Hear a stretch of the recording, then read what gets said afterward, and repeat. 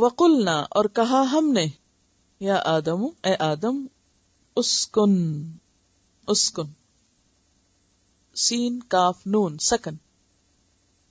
اس سے ملتا جلتا اردو کا کوئی لفظ بتائیے. سکون. سکون کا معنی کیا ہوتا ہے؟ ٹھہر جانا. ہلنے جلنے سے تو سکون نہیں ہوتا نا.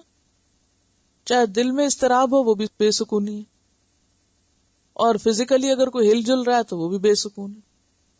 بعض اوقات بچے ہائپر ہوتے ہیں نا، ہلتے جلتے رہتے تو آپ انہیں یہ تھوڑی کہہ سکتے ہیں کتنا پرسکون بچہ ہے. اسی طرح ہمارے اندر بعض اوقات بے چینی لگی ہوئی ہوتی ہے، کوئی اندر ہل جل ہو رہی ہوتی ہے، تو اس کو بھی سکون نہیں کہتے. ٹھیک ہے، تو اسکن سکون سے رہو، یعنی مفہوم کیا ہے؟ رک جاؤ، ٹھہر جاؤ، سکون پاؤ. انتا تم، وزوجکا اور تمہاری بیوی. زوج کس کو کہتے؟ بیوی کو. زے واو جیم. الجنت جنت میں. جنت کا روٹ کیا بتایا گیا تھا؟ جیم نون نون. کیا مانا تھا اس کا؟ وہ چیز جو نظر نہ آئے، یعنی اتنے گھنے باغ کہ جس سے جنت کی زمین نظر نہیں آئے گی. جن بھی اسی سے ہے، نظر جو نہیں آتا آپ کو. وَكُلَا اور تم دونوں کھاؤ. منہا اس میں سے. اچھا، کلا کا جو روٹ ہے وہ اکلا ہے، الف کاف لام ہے. اکلا. یہ جہاں بھی حروف علت ہوں گے وہ آپ کو تھوڑا سا تکلیف دیں گے. اکلا. منہا اس میں سے. رغدن. رغدن جو ہے راغد کی جمع ہے. راغد. راغد کا کیا معنی ہے؟ جیسے فاعل ہوتا ہے، آسودہ زندگی والا، خوشحال زندگی والا شخص. یعنی کھاؤ وہاں خوشی سے، مزے لے کر.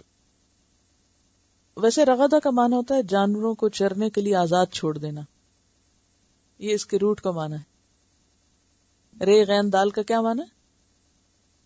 جانوروں کو چرنے کے لیے آزاد چھوڑ دینا. پھر وہ کیا کرتے ہیں؟ آپ ان کو کسی کھیت میں آزاد چھوڑ دیں، وہ کیسے کھاتے ہیں؟ کوئی ادھر سے، کوئی ادھر سے، کوئی ادھر سے، جیسے لوگ بوفے سے کھاتے ہیں. تو وہ جنت میں بھی کیا کہا گیا کہ تم آزاد پھر کے کھاؤ، جو جہاں سے جی چاہتا ہے کھاؤ، خوب خوب کھاؤ. رغد. لفظ رغد بول کے بھی منہ میں کیا آتا ہے؟ رغد. یعنی ایک فیلنگ، کسی کیفیت ہوتی ہے. رغد بھرا بھرا لفظ ہے نا. اکلا میں تو وہ نہیں ہے نا. اکلا میں نے کھانا، یعنی ایک لمٹ کے اندر کھانا. دنیا کے کھانے اکلا ہیں، لیکن جنت میں کیا تھا؟ رغد. کھلا کھاؤ، یہ مراد ہے.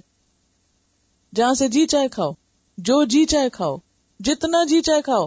کوئی ڈائٹنگ نہیں، کوئی واچ کرنے کی ضرورت نہیں، کوئی فکر کی بات ہی نہیں کہ کھا کے بیمار پڑو گے. تو یہ سب معنی جو ہے نا ایک رغد کے اندر ہے.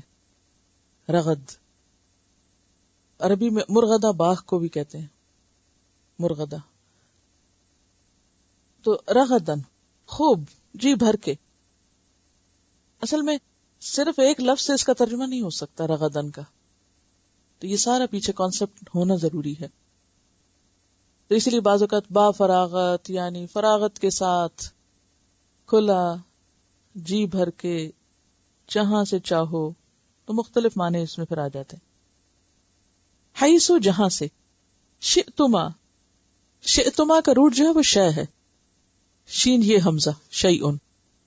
شاء سے ہے نا چاہنا، تو شے کو بھی انسان چاہتا ہے نا. شئتما تم دونوں چاہو، یعنی فرق نہیں رکھا گیا کہ آدم زیادہ کھائیں اور حوا کم کھائیں، یا یہ کہ حوا زیادہ کھائیں اور آدم کم کھائیں. دونوں جو جی چاہیں کھائیں. ہمارے ہاں تو پابندی آتی ہے نا، عورت یہ نہ کھائے اور مرد یہ نہ کھائے. اور لیکن وہاں جنت کے مزے یہی ہیں کہ جو جتنا جیسا جی چاہے کھائے. تو حیثو جہاں سے. حیثو جو ہے نا یہ اسم ظرف زمان بھی ہے اور مکان بھی ہے. حیثو زمان اور مکان دونوں کے لیے. کیا مطلب؟ جب جی چاہے، کوئی ٹائمنگز نہیں ہے، ٹھیک ہے. اور مکان جہاں سے. اب دنیا میں تو یہ دونوں پابندیاں ہیں. نمبر 1 ٹائم پہ کھاؤ، جب جی چاہے نہیں کھا سکتے آپ. اور دوسرا یہ کہ ہر جگہ سے نہیں کھا سکتے. دنیا میں تو آپ یہ نہیں کر سکتے اگر آپ کسی بھی فوڈ کورٹ کے پاس سے گزر رہے ہیں یا فوڈ اسٹریٹ میں سے گزر رہے ہیں تو آپ جو جی چاہے کھا لیں، جہاں سے جی چاہے آپ لے لیں، یہ نہیں کر سکتے. لیکن جنت میں کیا ہے کہ حیثو 2 معنی دیتا ہے، جس وقت چاہو اور جہاں سے چاہو. نہ ٹائم کی پابندی اور نہ جگہ کی پابندی اور نہ کھانے کی قسم کی پابندی. اب آپ خود سوچیں کہ یہی تو جنت ہے جو دنیا میں ہو نہیں سکتی، پاسبل ہی نہیں. تو حیث شئتما، جہاں سے تم دونوں چاہو. اور پھر شئتما، تم دونوں کی اپنی چوائس ہے. دنیا میں تو گھر میں اگر کھانا پکے اور آپ کی چاہے مرضی کا ہے یا نہیں، آپ کو کھانا ہے. اور گھر کی ہر بندے کی ہر مرضی روز نہیں پوری ہو سکتی. لیکن جنت میں یہ بھی ہوگا، شئتما، تمہاری اپنی اپنی چوائس ہے. جس کو جو پسند ہے وہ کھا لے اور جتنا چاہے کھا لے. ولا تقربا، بس ایک امتحان ہے. اور نہ تم دونوں قریب جانا. تقربا کا لفظ جو ہے قاف رے بے سے قرب. نہ تم دونوں قریب جانا، ہی اس، جیسے ہاذا تھا نا، اسی طرح حاضی ہی ہے، اسم اشارہ ہے. الشجرہ، درخت کے، شجر. فتکونا، تو ہو جاؤ گے تم دونوں، من الظالمین، ظالموں میں سے. ظالمین کس کی جمع ہے؟ ظالم کی. روٹ کیا ہوگا؟ ذو لام میم، ظلم. ظلم کا کیا معنی ہوتا ہے؟ کسی کو اس کے حق سے محروم کرنا. اور اس سے پیچھے روٹ کا جو معنی ہوتا ہے نا، ظلم کی جو اصل ہے وہ کیا ہے؟ وضع الشیء فی غیر محلہ، کسی چیز کو اس کی اصل جگہ سے ہٹا دینا. دیکھیں نا، وضع الشیء فی غیر محلہ، محل کہتے ہیں مقام یا جگہ. کسی چیز کو اس کی جگہ سے ہٹا دینا، یہ کیا ہوا؟ ظلم ہوا. مثلا ٹیلی فون کو میز پر رکھا جاتا ہے، عموماً زمین پر نہیں. اور اگر کوئی آئے استعمال کرے نیچے بیٹھ کے اور پھر وہیں چھوڑ کے چلا جائے تو وہ کیا کرتا ہے؟ اس نے ٹیلی فون کے ساتھ ظلم کیا، کیونکہ ٹیلی فون کی جگہ زمین نہیں تھی، جو اس کا اصل مقام تھا، جو سٹینڈ تھا، جو اس کے لیے پراپر جگہ تھی، اس نے اس کو وہاں نہیں رکھا. ایسے ظلم ہم اکثر کرتے رہتے ہیں. کسی چیز کو اس کا حق نہ دینا، کسی چیز کو اس کا مقام نہ دینا، کسی چیز کو اس کے اصل مقام سے ہٹا دینا، جس کو لفظ کہتے ہیں نا ڈی گریڈ کر دینا. ڈی گریڈ کیا ہوتا ہے؟ ایک تو ہوتا ہے نا اپ گریڈ کرنا. اپ گریڈ کیا ہوتا ہے؟ مقام سے بھی اوپر لے جانا. اور ڈی گریڈ کیا ہوتا ہے؟ کسی کو اس کے مقام سے نیچے کر دینا. یہ دونوں ہی ظلم ہے.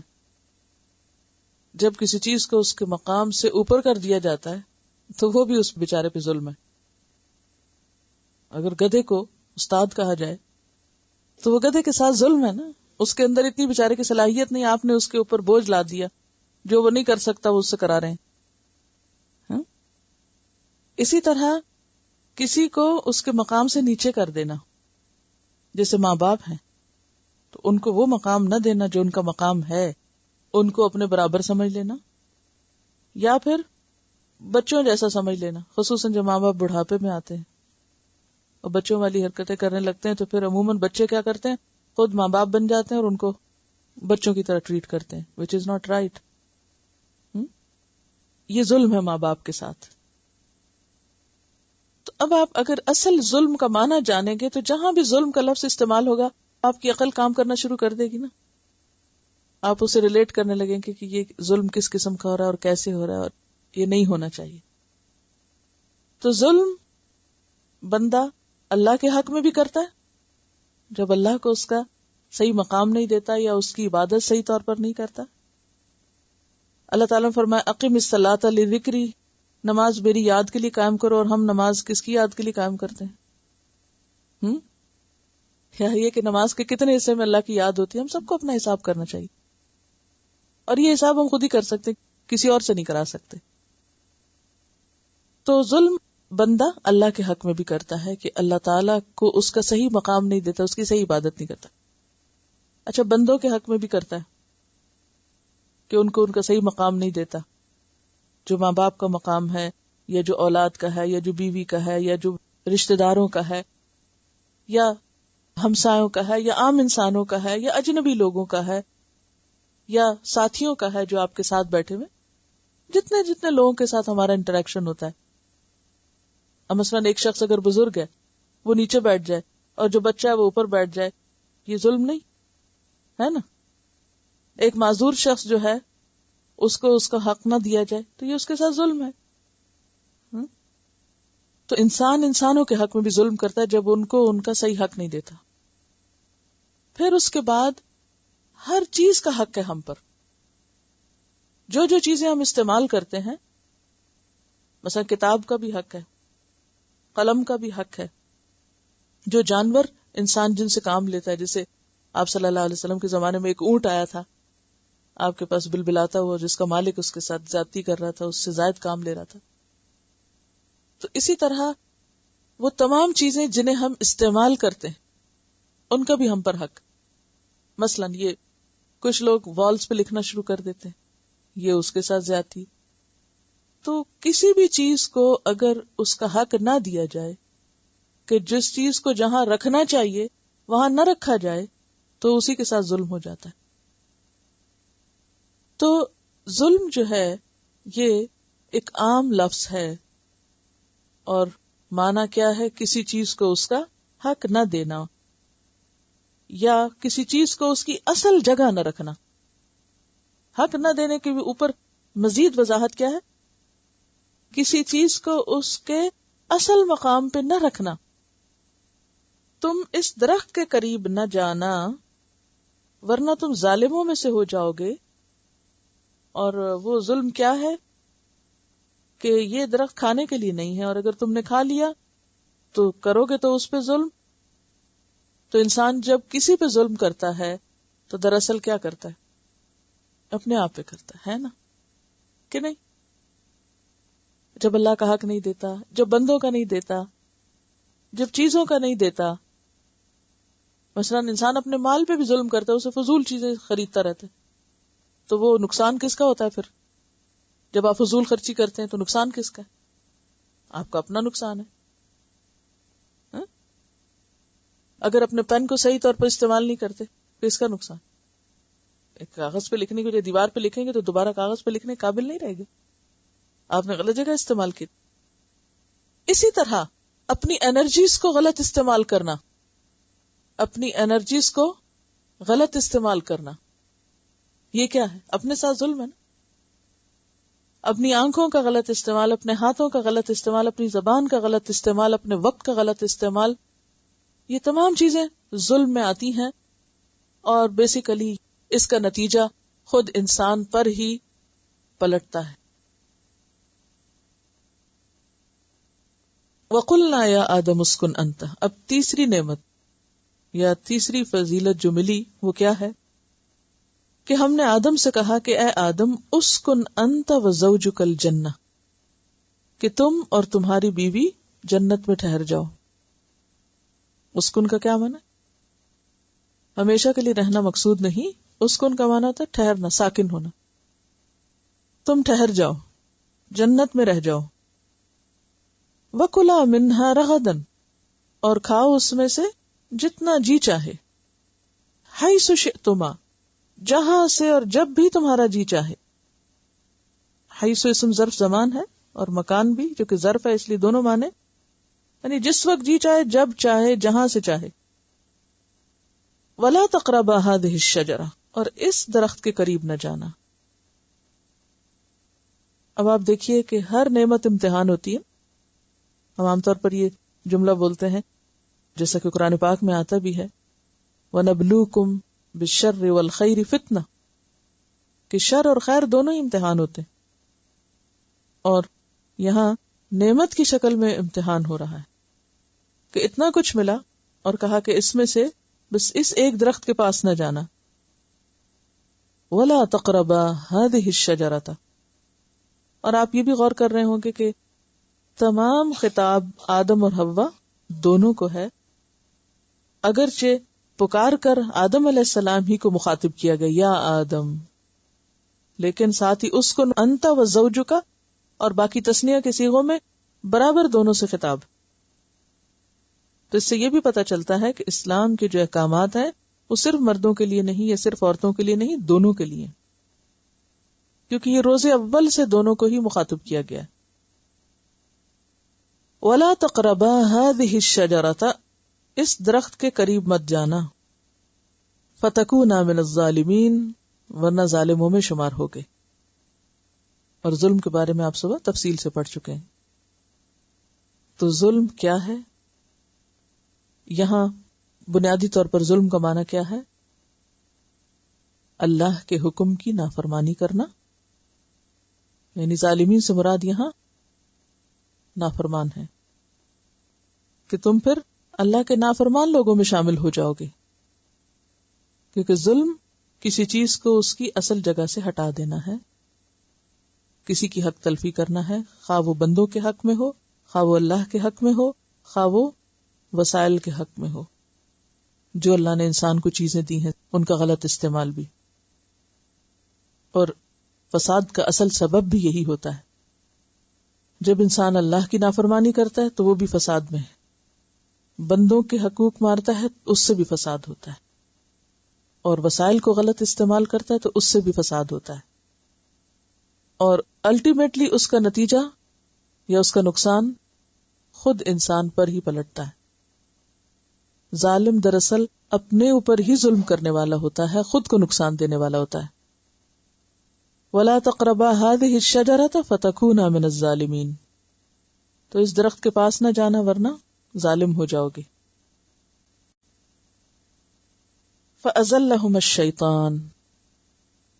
ازلہ زے لام لام. زلہ کا مطلب ہوتا ہے پھسلنا، سلپ ہونا، بلا ارادے کے قدم پھسل جانا. اصل بات یہ ہے کہ جان بوجھ کے تو کم ہی لوگ پھسلتے ہیں. اسکیئنگ کرنے کی اور بات ہے، ورنہ وہ تو ایک کھیل ہے، لیکن عموماً جو بھی کوئی پھسلتا ہے وہ اچانک ہی پھسلتا ہے، پاؤں بس ایسی جگہ جا پڑتا ہے. تو اسی سے آپ پھر اندازہ لگائیے. ازلہم الشیطان، یعنی ان کا اپنا کوئی ارادہ نہیں تھا بھولنے کا اور نہ اس درخت سے پھل کھانے کا، شیطان نے ان کو پھسلوا دیا. انہا اس سے، فاخرجہما پھر نکلوا دیا ان دونوں کو. اخرجہ کا روٹ کیا؟ خرج، خیر جیم. مما اس میں سے جو، کانا وہ دونوں تھے، فی ہی جس میں، یعنی جس مقام پہ تھے، جس جنت میں تھے، جس جگہ پہ تھے وہاں سے نکلوا دیا. وقلنا اور کہا ہم نے، اہبتو اتر جاؤ. اہبتو ہے بے توئے، اوپر سے نیچے آنا، جبرن یا بے اختیار اترنا، یعنی اس میں انسان کا اختیار نہیں ہوتا. اہبتو اتر جاؤ، بعدکم تم میں سے بعض، لبعدن بعض کے لیے، عدو دشمن ہوں گے. عدو کا روٹ بھی عین دال واو، عدو جو تکلیف پہ خوش ہو، بدخواہ. عدو کون ہوتا ہے؟ ایک ہوتا ہے نا خیر خواہ اور ایک ہوتا ہے بد خواہ. خیر خواہ دوست ہوتا ہے اور بد خواہ دشمن ہوتا ہے. کوئی بھی جو آپ کے لیے برا سوچے، کیونکہ دشمنی ہوتی ہی سوچ سے ہے نا. شیطان حسد کا شکار ہوا، خود بڑا بننا چاہا، جل اٹھا انسان کی عظمت پر، لہذا اس نے انسان کے آگے جھکنے سے انکار کیا اور انسان کے لیے اب اس نے برا سوچنا شروع کیا اور اس کو وہاں سے نکلوا دیا جہاں وہ تھا. وَلَكُمْ اور تمہارے لیے، فی الارض زمین میں، مستقر، مستقر قاف رے رے. قر کہتے ہیں ٹھنڈ کو، قرن ٹھنڈ، سردی. جب ٹھنڈک ہوتی ہے تو پھر آپ کو کیا دل چاہتا ہے؟ گھومے پھرے، سیر کو نکلے نہیں، قرار پکڑ لیتے ہیں پھر آپ. قاف رے رے کا مطلب ہے قرار پکڑنا. تو قرن سے یہ لفظ، قر ٹھنڈک کو کہتے ہیں، سردی کو کہتے ہیں. تو سردی انسان کو چلنے پھرنے کے قابل نہیں چھوڑتی، وہ بٹھا دیتی ہے. تو اسی سے لفظ ٹھکانہ یا قرار گاہ نکلا ہے. وَمَتَاعٌ، اور فائدہ اٹھانا. میم تے عین اس کا روٹ ہے متاع، فائدہ یا نفع. استعمال کی چیز کے لیے وہ لفظ متاع استعمال ہوتا ہے، وہ سامان جو کام آتا ہے، کام کی چیزیں. اور فائدہ اٹھانا ہے الہین، ایک وقت تک. ہین وقت، زمانہ یا مدت. فَأَزَلَّهُمَا الشَّيْطَانُ، شیطان نے ان دونوں کو پھسلا دیا. یعنی ان کا کوئی ارادہ نہیں تھا، ان کے وہم و گمان میں نہیں تھا، لیکن شیطان جو سجدے سے انکار کر کے انسان کا دشمن بن چکا تھا، وہ اپنی دشمنی میں پوری طرح سرگرم تھا. اب اس نے کیا کیا؟ فَأَخْرَجَهُمَا مِمَّا كَانَا فِيهِ، تو دونوں کو نکلوا دیا اس سے جس میں وہ تھے، یعنی جس جگہ وہ رکھے گئے تھے اس سے ان کو نکلوا دیا. معروف اور راج رائے یہی ہے کہ وہ وہی جنت ہے جس میں انسان کو واپس جانا ہے.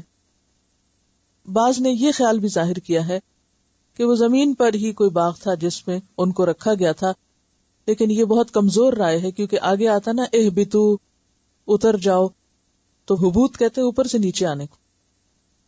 تو زمین پر ہی اگر وہ باغ تھا تو پھر زمین سے ایک جگہ سے دوسری جگہ کہاں اترے؟ ٹھیک ہے، یعنی یہ رائے میں اس لیے دوسری بتا رہی ہوں کہ آپ شاید کہیں پڑھیں. تو بنیادی معنی اس کا کیا ہے کہ جو بھی جگہ اللہ نے ان کے لیے مقرر کی تھی جنت میں، یا جنت کا جو حصہ بھی تھا یا جہاں بھی وہ تھی، وہاں سے ان کو نکلوا دیا اس نے. وَقُلْنَا، اور ہم نے کہا، اہبتو، اتر جاؤ، بعضکم لبعض عدو، تم میں سے بعض بعض کے دشمن ہوں گے. اب یہ بعض اور بعض، اس کے بھی دو معنی. نمبر ایک، انسان شیطان کا اور شیطان انسان کا، یعنی پہلے دن سے ان کے درمیان اب ایک کشمکش اور اختلاف برپا ہو گیا. اور دوسرا معنی، انسانوں میں سے ہی بعض انسان بعض کے دشمن ہوں گے. ٹھیک ہے، انسانوں میں سے بعض انسانوں کے دشمن ہوں گے. زمین پر جا کر جب تم اکٹھے رہو گے تو تمہارے درمیان بہت سے اختلافات پیدا ہوں گے، اور وہ اختلافات دشمنی میں بدل جائیں گے، اور وہ دشمنیاں پھر قتل و غارت تک میں بدل جائیں گی، جس کا ذکر پیچھے ہو چکا. وَلَكُمْ، اور تمہارے لیے، فی الارض، زمین میں، مستقرن، ٹھکانہ ہے، ٹھہرنے کی جگہ ہے، وَمَتَاعٌ، اور فائدہ اٹھانا ہے، اِلیٰ حین، ایک وقت تک، ہمیشہ کے لیے نہیں، ایک مخصوص مدت تک کے لیے، ایک مقرر مدت تک کے لیے اب تمہیں زمین میں رہنے کے لیے بھیجا جا رہا ہے. یعنی پہلے ہی دن یہ بتا دیا گیا کہ انسان کا زمین پر مقام کیا ہے، اسے ہمیشہ کے لیے نہیں جانا، اسے ایک امتحان کے لیے بھیجا جا رہا ہے، اس کے ساتھ اس کا دشمن بھی جا رہا ہے، پھر انسانوں کی بھی آپس میں باہم اختلافات اور دشمنیاں ہوں گی، اور ایک شدید امتحان سے انسان کو گزرنا ہوگا. یہ بالکل روز اول بتا دیا گیا جب انسان کو زمین پہ اتارا گیا کہ آئندہ کس سچویشن سے تم کو گزرنا ہے. اب یہاں پر آپ دیکھیے کہ فَأَزَلَّهُمَا الشَّيْطَانُ کا لفظ آ رہا ہے کہ شیطان نے ان کو پھسلایا. اس کی تفصیل یہاں نہیں بیان کی گئی، اس کی تفصیل سورۃ الاعراف میں ڈیٹیل کے ساتھ آتی ہے. سورۃ الاعراف کی آیت 20 میں آتا ہے کہ اس نے ان کو وسوسے کے ذریعے بہکایا تھا. وسوسہ ہوتا ہے دل میں خیال ڈالنا، اور یہ بھی کیسے ڈالا تھا اس کے بارے میں بھی دو باتیں کہی جاتی ہیں. ایک تو یہ کہ سامنے آ کے اس نے کہا تھا، اور دوسرا یہ کہ نہیں، دور سے ہی، کیونکہ خیالات کے لیے تو ضروری نہیں ہوتا کہ جو خیالات آپ کے دل میں ڈال رہا ہے وہ سامنے ہی آ کے ڈالے. اور اب تو آپ دیکھیے کہ جو کمیونیکیشن کے ذرائع مختلف ہو گئے ہیں، آپ ایک جگہ بیٹھے ہوئے ہزاروں میل دور سے آپ بات سن رہے ہیں، اور آپ اپنے خیالات کو اس کے مطابق یا اس کے خلاف کر رہے ہیں. تو بہرحال جو بھی طریقہ تھا وہ اس میں کامیاب ہو گیا، اور اس نے آدم علیہ السلام اور حوا علیہ السلام کے اندر ان کے دل میں وسوسے ڈالے۔ کہا کیا تھا؟ وسوسہ تھا کیا؟ قال ما نہاکما ربکما عن ہذہ الشجرہ، تمہارے رب نے تمہیں اس درخت سے کوئی نہیں روکا، الا ان تکونا ملکین، بس یہ وجہ تھی روکنے کی کہ کہیں تم دونوں فرشتے نہ بن جاؤ، او تکونا من الخالدین، یا ہمیشہ رہنے والوں میں سے نہ ہو جاؤ۔ وقاسمہما، اور ان سے قسمیں کھائی تھی اور کہا تھا کہ انی لکما لمن الناصحین، کہ میں تو تمہارے خیر خواہوں میں سے ہوں، میں تمہارا بڑا سچا دوست ہوں۔ تو اس سے یہ بھی پتہ چلتا ہے کہ شیطان انسان کے دل میں جو وسوسہ ڈالتا ہے تو اس کے دشمن کی حیثیت سے نہیں، بڑے سچے دوست کی حیثیت سے، اور ایسے انداز سے دل میں خیال ڈالتا ہے کہ انسان اس کو سچ سمجھ لیتا ہے اور پھر دھوکا کھا جاتا ہے۔ تو انسان کا امتحان ہی وسوسوں پر قابو پانا ہے، یعنی انسان اس دنیا میں اگر کامیاب ہونا چاہتا ہے تو پہلا کام جو اسے کرنا پڑے گا انتہائی اہم، وہ وسوسوں کا مقابلہ ہے، سوچ کی درستگی ہے۔ کیونکہ جہاں سوچ کا بگاڑ ہو جاتا ہے، جہاں انسان کی سوچ وحی الہی کے تابع ہونے کی بجائے خواہشات نفس کے تابع ہو جاتی ہے یا شیطان کے وسوسوں کے تابع ہو جاتی ہے، وہیں سے انسان کے بگاڑ کا آغاز ہو جاتا ہے، وہیں سے انسان غلط رستے پہ چل پڑتا ہے۔ اور آپ نے دیکھا ہوگا کہ عموماً عبادت میں، انسانوں کے ساتھ معاملات میں جو مشکل پیش آتی ہے اور جو خرابی ہوتی ہے، اس کا آغاز وسوسے سے ہی ہوتا ہے۔ مثلا آپ دیکھیے کہ آپ کے بہن بھائی آپ کو کتنے پیارے ہوتے ہیں نا، پھر آپس میں کیوں لڑتے ہیں؟ کہاں سے لڑائی شروع ہوتی؟ کہاں سے شروع ہوتی؟ بدگمانی سے۔ ہسبینڈ وائف، شوہر بیوی، کتنی باہم محبت ہوتی، خرابی کہاں سے شروع ہوتی؟ بدگمانی سے، شیطان کے وسوسے سے۔ اور وہ کوئی بہت بڑی چیزوں میں نہیں ہوتی، چھوٹی چھوٹی باتوں میں۔ وہ جو اس نے فلاں بات کہی تھی نا، اس کے پیچھے اس کا یہ مقصد ہوگا، اب مجھے سمجھ آئی، اس وقت تو مجھے سمجھ ہی نہ آئی، اب پتہ چلا کہ اس نے یہ بات کہی کیوں تھی، اس کی یہ غرض ہوگی، اور اس نے تو فلاں جگہ یہ بات کہہ کے میری بے عزتی کر دی۔ انسانی تعلقات کیسے خراب ہوتے ہیں؟ اسی سے تو ہوتے ہیں کہ ایک شخص کے وہم و گمان میں بھی نہ ہو کہ وہ بات کیوں کر رہا ہے، اس کو مس انٹرپریٹ کرنا۔ وہ جیسے پیچھے گزر چکا نا کہ ماذا اراد اللہ بہذا مسئلہ، تو یہ وسوسے تو اللہ تعالی کے کلام کے بارے میں بھی ہو سکتے ہیں، اس کے احکامات پر بھی ہو سکتے ہیں، اس کے فیصلوں پر بھی ہو سکتے ہیں، اپنی تقدیر کے اوپر بھی۔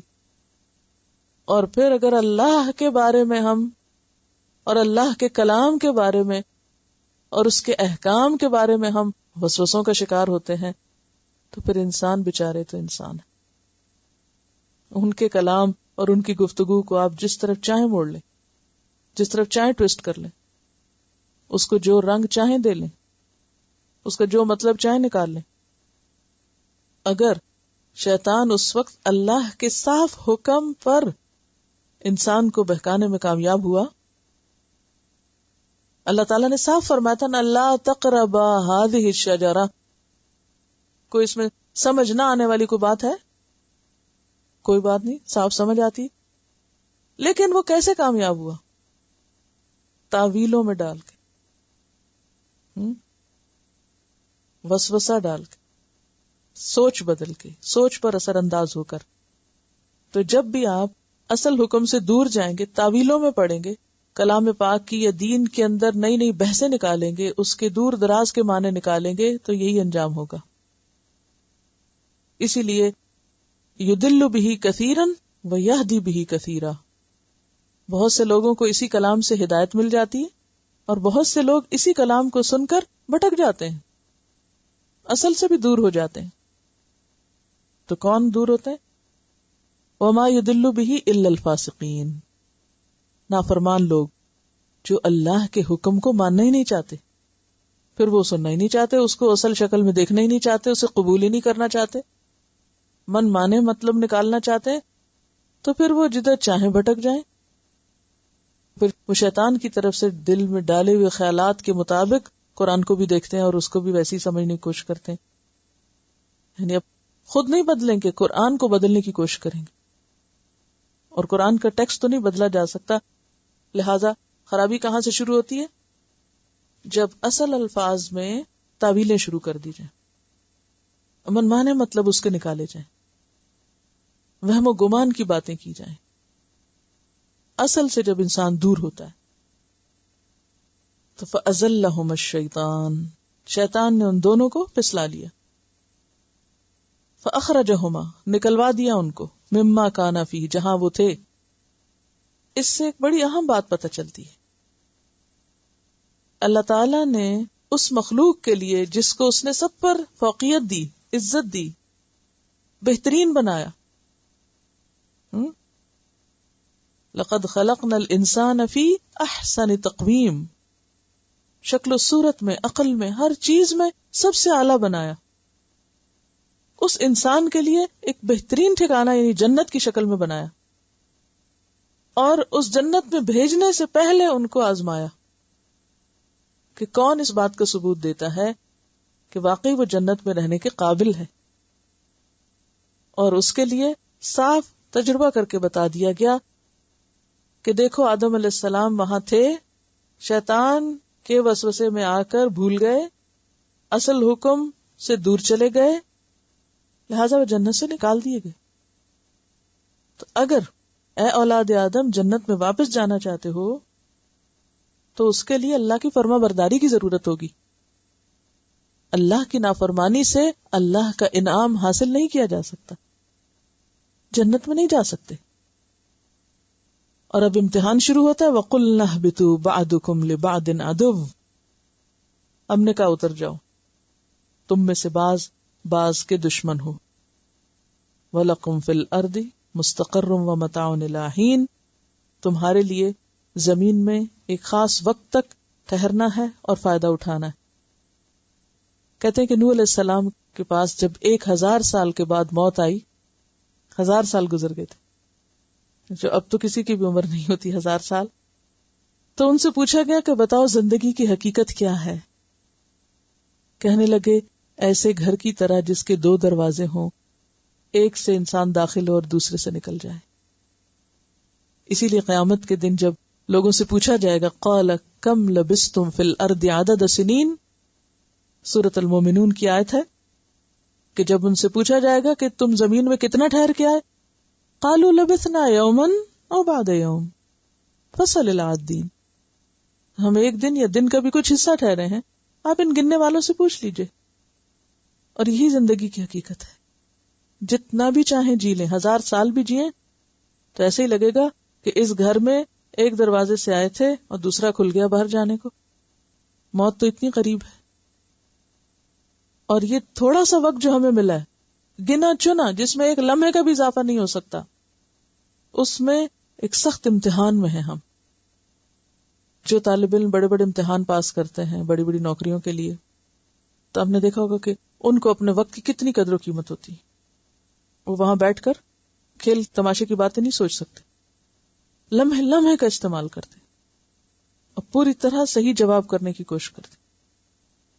کسی بھی طرح ٹرکی سے ٹرکی کویسچن بھی ہو تو اس میں وہ اپنے اصل مقصد اور اپنے اصل حقیقت سے دور نہیں جاتے، کیونکہ انہیں پتا ہے کہ اگر ہم نے ذرا بھی گڑبڑ کی تو ہم فیل ہو جائیں گے، ناکام ہو جائیں گے. ہم سب بھی ایک امتحان میں ہیں، لیکن ہم ریئلائز نہیں کرتے.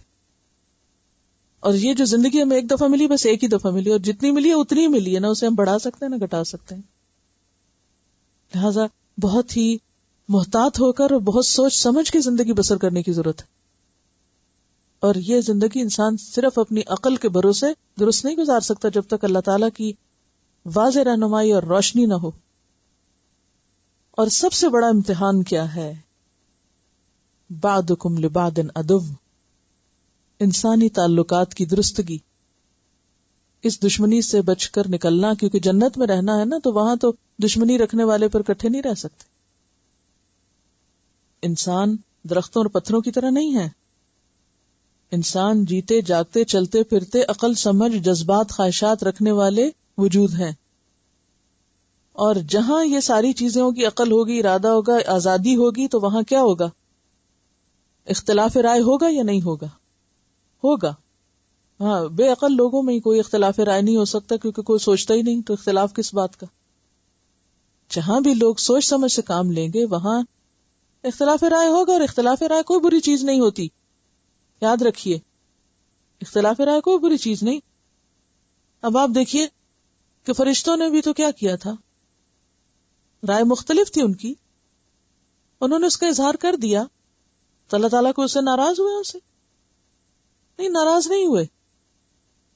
تو اختلاف رائے حدود کے اندر رہتے ہوئے دلیل کے ساتھ، اس میں کوئی خرابی نہیں، اسے برداشت کرنا چاہیے، مختلف نقطہ نظر کو سن لینا چاہیے، اور اگر اپنی رائے کو بدلنا پڑے اور ضرورت ہو تو اس کو بدل دیجئے، اور اگر دوسرا اپنی رائے پہ رہنا چاہے تو اسے بھی اس کی رائے پہ رہنے کی آزادی دیجئے، کیونکہ ہر ایک کو اللہ نے اپنے طریقے پہ سوچنے کی آزادی دی ہے، اور اس کا معاملہ اپنے رب کے ساتھ ہے.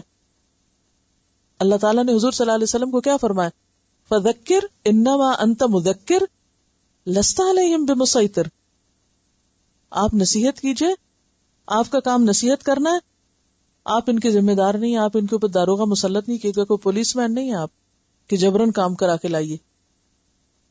آپ بتاتے رہیے، سمجھاتے رہیے، آپ کا کام ہے بار بار یاد دہانی کرانا. تو بات یہ ہے کہ جب تک انسان کے پاس عقل ہے، سمجھ ہے، مزاج کا فرق ہے، سوچ کا فرق ہے، اختلاف ضرور ہوگا. اس سے آپ نہیں بچ سکتے، اور نہ ہی اس کو ختم کرنا مقصود ہے. اور اس کا آغاز حابیل قابیل سے ہو گیا تھا.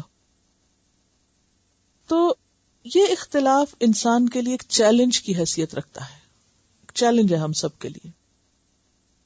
اور اس سے یہ پتہ چلتا ہے کہ اس دنیا میں یا اس زندگی میں ہمیں سمودھ اور ہموار اور مرضی کے مطابق حالات نہیں ملیں گے، اونچ نیچ ہوگی، کیونکہ ہمارا واسطہ مختلف طرح کے مزاج کے لوگوں سے ہے. کوئی کسی طرح سوچتا ہے، کسی کو کچھ پسند ہے، کسی کو کچھ اچھا نہیں لگتا. تو ایسے میں ہمیں پھر باہمی ٹکراؤ جو ہے اس کا انتظار کرنا چاہیے. تو انسانوں کے درمیان باہمی ٹکراؤ ہوگا. زندگی کا سفر سمودھ نہیں ہے، زندگی کا سفر اونچ نیچ سے بھرپور ہے. یہ راستہ کانٹوں سے بھرا ہوا ہے، اس راستے میں بہت سے پتھر ہیں، اور یہاں ایک مقابلہ اور کمپٹیشن بھی ہے.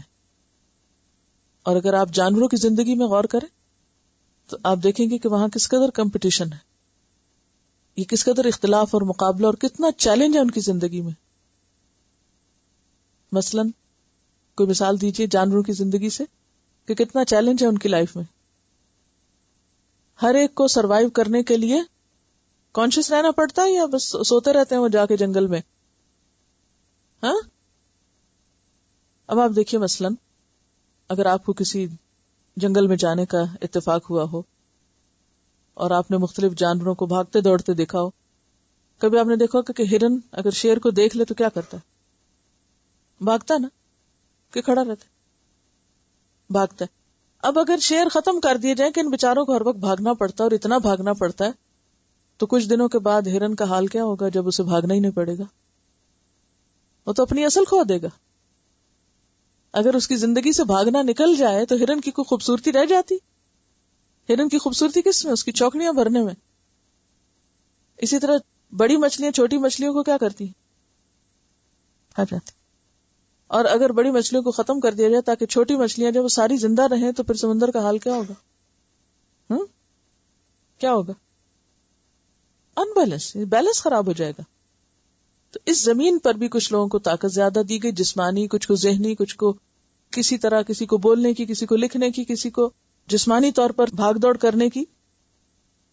تو آپ کا واسطہ مختلف انسانوں سے پڑتا چلا جائے گا، اور جب ایسا ہوگا تو اس میں انسان کو رونے دھونے، مایوس ہونے اور پریشان ہونے کی ضرورت نہیں، کیونکہ اللہ کا یہ قانون ہے کہ ان مع العسر یسرا، جہاں تنگی ہے وہاں آسانی بھی ہے. اس زمین پر بہت سے امکانات ہیں، اگر ایک دروازہ بند ہے تو بہت کھلے ہیں، آپ بند ہی کو توڑنے پہ کیوں تلے ہوئے؟ ہمارا حال کیا ہوتا ہے؟ عام طور پہ بچوں کی بھی گھر میں لڑائی کس پر ہوتی؟ ایک ہی چیز پہ دو لڑ رہے ہوتے ہیں، حالانکہ دوسری بھی موجود ہوتی، دوسرا کو اور لے سکتا ہے، لیکن لڑائی برائے لڑائی کے یہی مجھے چاہیے. تو یہ دنیا میں اختلاف اور دنیا میں جو باہم عداوتیں اور دشمنیاں اور جیلسیز اور بڑے بننے کی خواہش، یہ ساری چیزیں موجود ہیں. ان کو ختم نہیں کیا جا سکتا، اور نہ ہی آپ ان کے سامنے بیچ جائیں کہ کھا لیں لوگ آپ کو، اور نہ ہی اس کا حل یہ کہ آپ پھر جواباً لڑائی شروع کر دیں اور دشمنی کا جواب دشمنی سے دیں. اس کے لیے آپ کو برتر حل کی ضرورت ہے، بہتر سولوشن کی، اور وہ کیا ہے؟ جیو اور جینے دو. اس پر لوگوں کو لائیں. تم اپنا کام کرو، ہم اپنا کام کرتے ہیں، اور چیلنجز کو اپنے حق میں بہتری سمجھیں. جب کوئی آپ کو للکارتا ہے نا تو اس سے کیا ہوتا ہے؟ آپ کی سوئی ہوئی صلاحیتیں جاگ اٹھتی. اگر آپ 10% برین یوز کر رہے تھے تو ہو سکتا ہے کہ 50%، 100% شروع کر دیں. یعنی آپ اپنے آپ کو پہلے کچھ بھی نہیں کر رہے، پڑے ہیں، لیکن جو ہی مخالفت شروع ہوتی ہے تو آپ بہتر کام کرتے ہیں. کسی مخالفت کو اپنے حق میں برا نہ سمجھے. وقتی طور پر انسان کو لگتا ہے میری بے عزتی ہو گئی، یہ کیوں ہو گیا، اس نے یہ کیوں کہا، نہیں. ان مع العسر یسرا، عسر میں یسر ہے. اور پہلے بھی ہم نے پڑھا تھا نا کہ اگر آپ اپنے جسم کا کوئی حصہ استعمال نہیں کریں گے تو کیا ہوگا؟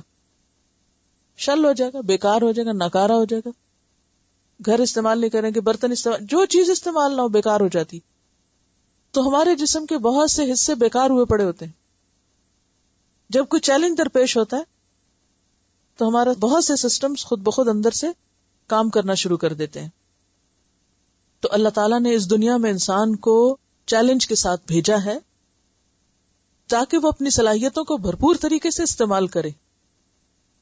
بعضکم لبعض عدو، اور پھر انسان یہ یاد رکھے نا کون سا ہمیشہ رہنا ہے. اور اس کا یہ مطلب بھی نہیں کہ کوئی برا کرے تو جواب میں برا کرے. کوئی برا کرے تو ہمیں نہیں کرنا، کیونکہ ہمیں تو واپس جا کے اپنے صبر کا بھی اجر لینا ہے. اور اصل میں امتحان ہی تو یہی ہے کہ کون بااصول ہو کر جیا اور کس نے گالی کا جواب پتھر سے دیا. یہی تو امتحان ہے کہ جب اختلافی صورتحال پیش آئے پھر تم کیا کرتے ہو. پھر دیکھا یہ جاتا ہے کہ اب تمہارا رویہ کیا ہوتا ہے. تو کچھ لوگ ایجیٹیٹ کرتے ہیں، شکایتی رویہ اختیار کرتے ہیں، الجھنا، جھگڑنا، اور اسی جگہ دوسرے کے ساتھ کھینچا تانی شروع کر دیتے ہیں. اس کا اینڈ کس پہ ہوتا ہے؟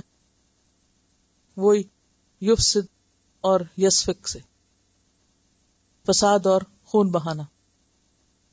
اور کچھ لوگ کیا کرتے ہیں؟ اس کو اوائڈ کر کے جو کھلا میدان پڑا ہے اس پہ اپنا کام شروع کر دیتے ہیں. تو عقل مند وہ ہوتا ہے کہ جو ایسے مواقع پر الجھنے کی بجائے اللہ تعالیٰ کے دیے ہوئے بہترین مواقع کو استعمال کرے.